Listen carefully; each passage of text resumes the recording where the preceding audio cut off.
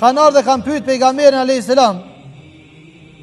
Ka thonë ja Rasul Allah, është një gru këtu të na, është një femën e cila e don Zotin, fal namaz, 5 kohë namaz, agjeron Ramazanin, i ushqen jetimat, ju nimon fukarave, shkon haqë, nuk len punë të hajrit pa punu. Krejt punë të hajrit të cilat i ka bë edhe ekzistojnë, që kjo themen i ka praktiku. Kanë thonë, ja Rasul Allah, që kjo gruja me gojt vet, me gut vet, krejt kjo ishin të lashe i bën. Tu ishti, fal për ata, shpif për ta, boj fjallë për jasaj të kjo shpi, me guhen e vet, të lashe kjo ishin i bën.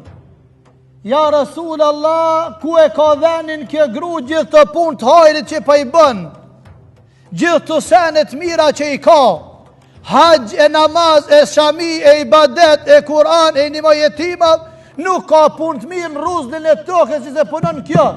E ku e ka dhenin ja Rasul Allah, vetëm një të metë e ka ja Rasul Allah, vetëm një të punë, një behane e ka që dhe të popli.